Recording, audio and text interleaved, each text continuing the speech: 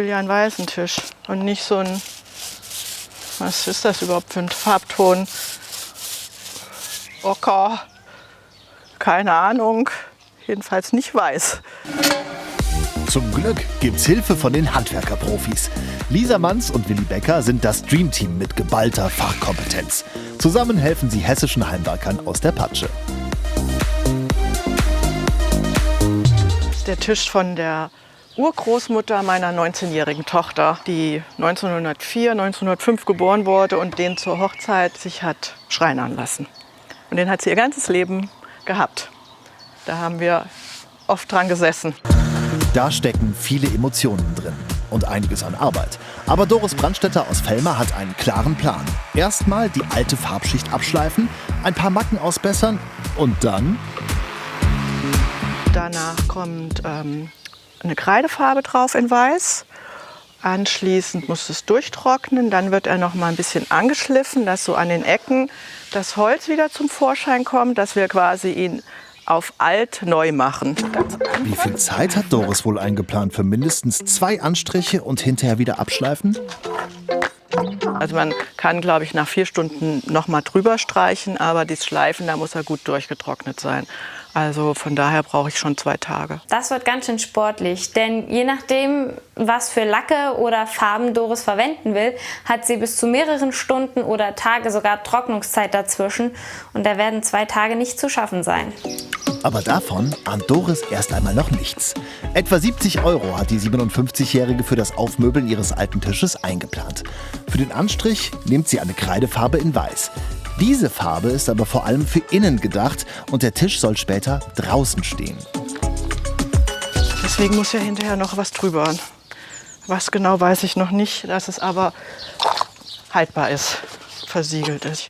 Da der Tisch sehr wahrscheinlich ohne Dach und ohne alles draußen auf der Terrasse in der Witterung stehen soll, würde ich das Ganze gerne noch versiegeln mit einem Klarlack, um es einfach wetterfester zu machen. So ganz zu Ende gedacht ist Doris' Aufmöbelplan noch nicht. Einen Lack zum Versiegeln hat sie nicht. Und dass man alte Möbel vor einem Neuanstrich besser grundiert, weiß sie leider auch nicht. Denn auch nach zweimaligem Streichen bleibt das Weiß fleckig. Also so sieht sie überhaupt nicht schön aus, die Tischplatte. Shabby hin oder her. So sieht es schäbig aus. Ich überlege, weil ich finde es immer noch nicht schön, auch nach dem 2. Anstrich, ob ich nicht jetzt doch eine Farbe drüber mache. Und wenn man die abschleift, dass dann das Weiß ein bisschen durchschimmert. Das würde aber bedeuten, ich müsste noch mal los Farbe kaufen und mir auch überhaupt erst mal überlegen, welche Farbe nehme ich. Also nochmal ab in den Baumarkt. Was das wohl für den Zeitplan und das Budget bedeutet? Abgerechnet wird zum Schluss. Aber warum bleibt der Tisch nicht weiß? Aber hallo. Das sind die Holzinhaltsstoffe, die ausbluten. Um das zu vermeiden, hätte sie einfach eine isolierende Farbe nehmen können, die die Holzinhaltsstoffe einfach einschließt. Und somit wären diese gelben Flecken gar nicht aufgetreten.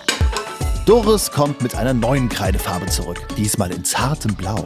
Hilft natürlich nicht, um den Tisch wetterfest zu machen. Trotzdem freut sich Doris über ihre Farbwahl. Ich kann jetzt jedem erzählen, das spiegelt einfach den Himmel wider. Du musst immer nur eine gute Geschichte dazu erzählen. Fast fertig. Nach 2 Tagen und diversen Anstrichen möchte jetzt Maler- und Lackierermeisterin Lisa Manz vor Ort erste Hilfe leisten. Erstmal soll der Tisch ja shabby schick werden. Da kann man aber nicht einfach so drauf losschleifen.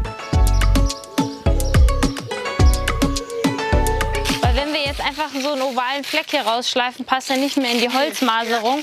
Und wir kriegen gar nicht diesen Holzeffekt, sag ich mal. Mit Schleifpapier wird Doris' mühevolle Pinselarbeit gezielt zerstört. Für die 24-jährige Lisa, die Maler- und Lackierermeisterin, ist dieses Projekt ein Kinderspiel. Ihre Lösung für Doris' Wetterproblem ist Bootslack. Wenn da die wasserlösliche Farbe gut durchgetrocknet ist, denke ich mal, haben wir keine Probleme, dass ein lösemittelhaltiger Lack auch haftet. Aber ich würde es an der Ecke probieren. Gesagt, getan. So einen wetterfesten Anstrich sollte man auf jeden Fall einmal pro Jahr erneuern. Auch mit dem durchsichtigen Bootslack muss Doris zweimal ran. Ich Ich bin richtig gespannt, wie der Tisch am Ende auf deiner Terrasse aussehen wird und freue mich über dein Bild. Insgesamt hat es doppelt so lang gedauert wie ursprünglich geschätzt. Aber wer zählt bei diesem Ergebnis schon die Arbeitstage? Doris sicher nicht. Also ich nenne ihn jetzt den Wolkentisch.